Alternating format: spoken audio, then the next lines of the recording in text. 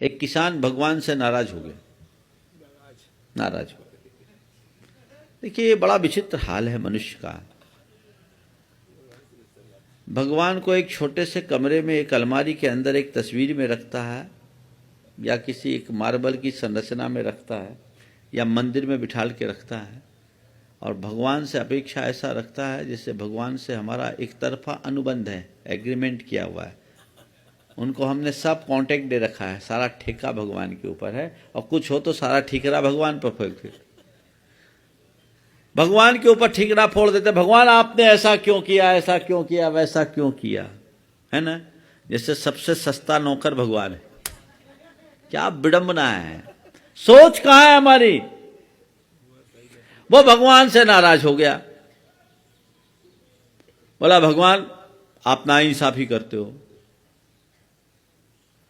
इतने साल हो गए मैं खेती करते करते, आप ढंग से पानी नहीं बरसाते, प्रकृति को अनुकूल नहीं रखते, कभी ज्यादा पानी बरसा देते, कभी सूखा मचा देते, कभी ओला गिरा देते, कभी आंधी चला देते, कभी बर्फीली हवा चला देते, कभी लू बहा देते। ये क्या तरीका, खेती ऐसे होती है क्या।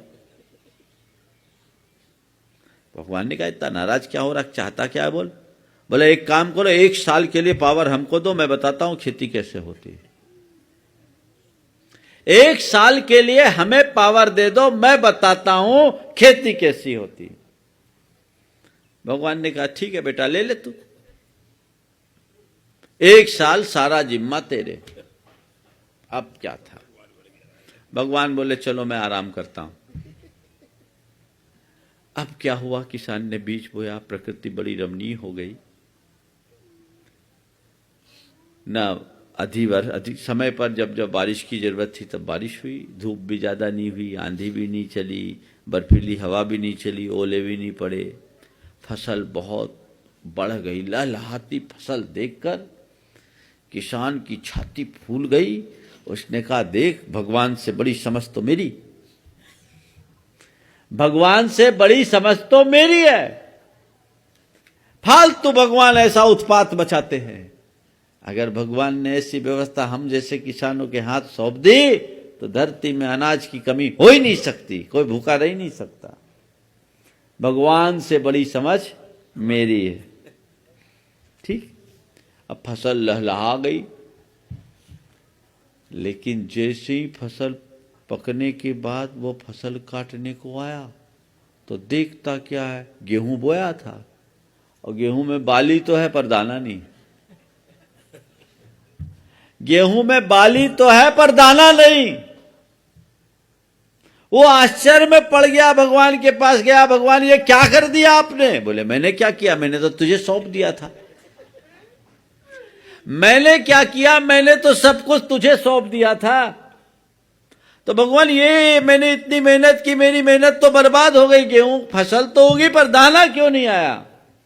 बोले तू सोच, तूने कोई कमी की होगी। बोले मैंने कमी कुछ नहीं की, फिर दाना क्यों नहीं आया। भगवान ने कहा बेटे यही तो तुझे जानने की है। तूने पानी बरसाया, बीज बोया, हल चलाया, सब कुछ किया, लेकिन तूने आंधी नहीं चलाई। तूने आंधी नहीं चलाई, तूने ओले नहीं गिराए, तूने इन पौधों को जूझने की क्षमता ही नहीं दी। ध्यान रख, ये पेड़ अनुकूलता में बढ़ते हैं और प्रतिकूलता में फलते हैं। अनुकूलता में बढ़ते हैं, प्रतिकूलता में फलते हैं। जब जब आंधी पानी आता, तेज हवाएं चलती, ये पेड़ उससे जूझता और उसके जूझने में इसके भीतर एक अलग ऊर्जा उत्पन्न होती और वही ऊर्जा इसके फल के रूप में फलती। तुमने सब कुछ किया पर इसे जूझने की कोई अनुकूलता नहीं दी, संघर्ष ही नहीं किया, तो आगे बढ़ेगा कहाँ। बंधुओं, कहानी काल्पनिक है, लेकिन ये हमारे लिए बहुत बड़ी प्रेरणा है। अपने अंदर ऊर्जा पाना चाहते हो तो जब कभी कोई ऐसी बातें आए उनका सामना करो और अपने आप को मजबूत बनाओ। अनुकूलता में मत जियो, थोड़ी थोड़ी प्रतिकूलता को अपनाने की कोशिश करो। कष्टों को सहो, शारीरिक मानसिक कष्टों को सहने का अभ्यास बनाओ। लग्जीरियस ज्यादा मत बनो। तो चुनौती लेना कुछ अर्थ में अच्छा है।